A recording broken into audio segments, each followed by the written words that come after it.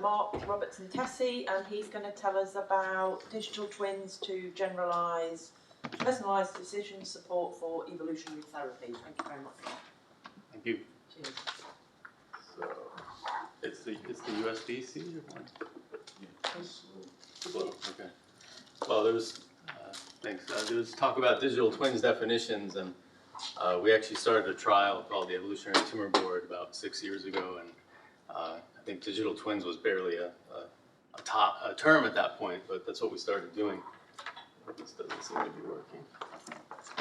So the concept behind it was essentially to look at individual patients in the clinic and use math modeling, data analysis, evolutionary theory to essentially guide personalized treatment decisions for the patients that essentially would be based on data. And this was done particularly in the case where the patient had some options, usually very late stage tumors, and they had some options and there was no standard pathways at that point. And so it was basic clinical intuition, patient preference that was determining, what should be done, what could be done.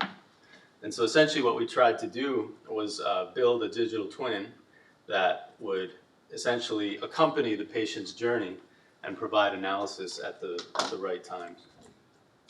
So my screen moved, there we go.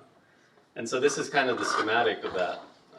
In green is sort of the patient journey typically, and what is provided and comes from the patient, and then there's a sublayer of the digital twin in blue, which is based on a predictive model, virtual patient cohorts, and so forth. And so I'll run in very short time, obviously run through what we did with one of the patients on this trial. This was a 19-year-old with a localized osteosarcoma, and they got the standard therapy, which is MAP, a chemotherapy cocktail surgery. After a year, unfortunately, they got a lung metastasis and enrolled on a trial, failed on that trial, and then came to us to see what could be done next. And this was their question. So one thing I want to emphasize is that, the question is, when will digital twins, I think Mark asked that, when is it? And it's like, we actually have them now, but they have to be very simple because it's early days. But the question is, digital twins should always reflect what is the clinical question you want to address, right? And so if it's a very complicated question, it might not be something that is doable.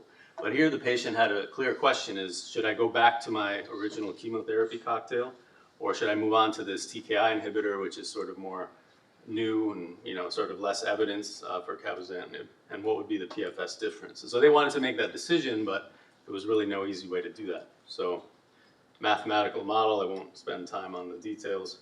We went back into the Moffitt archives and pulled a number of patients who had received the MAP in various ways. These are all osteosarcoma patients. We used publicly available trial data on that, and we built out a virtual cohort of the range of responses. Obviously, some people do well, some people do very poorly, and everything in between.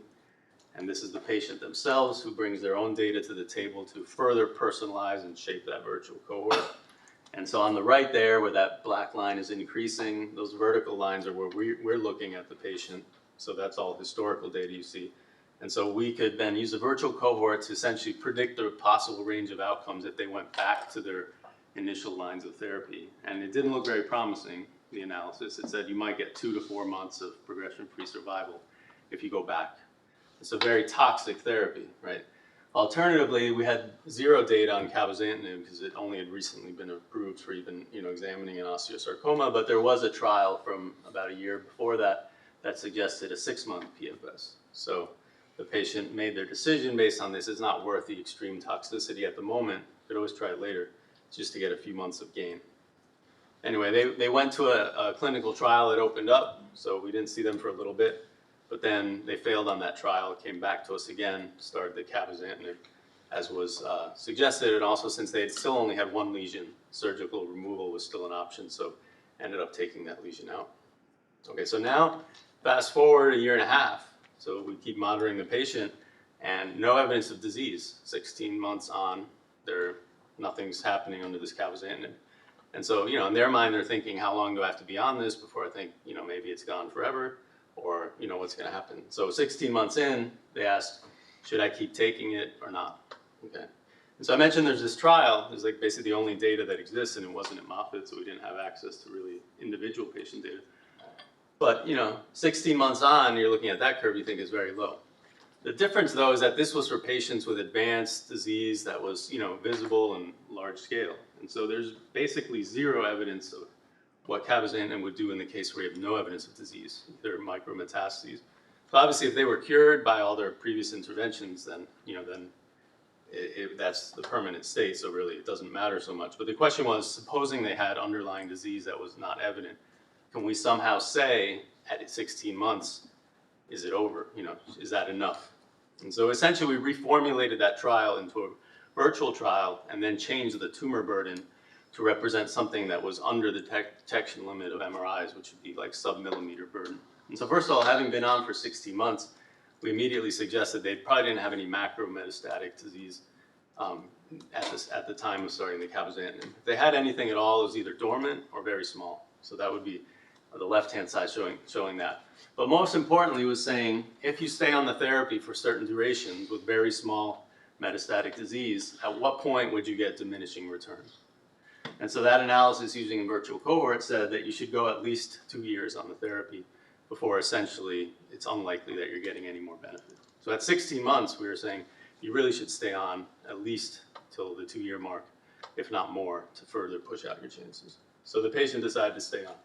Obviously, we can't analyze the chance of them being cured because there's not enough data to do that. So they did stay on, and unfortunately, he did progress almost exactly at the 24-month mark.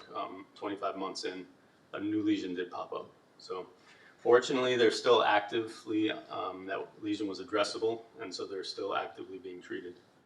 So anyway, so that's just a zip through an example of a patient on our ETV and sort of using this digital twin approach to provide information to make decisions for the patient that are based on data, based on modeling, and generally doing things that you can't extract from existing literature or clinical trial analysis. So giant team doing this. We've done this across many different cancers and continues to be ongoing today. So thank you very much.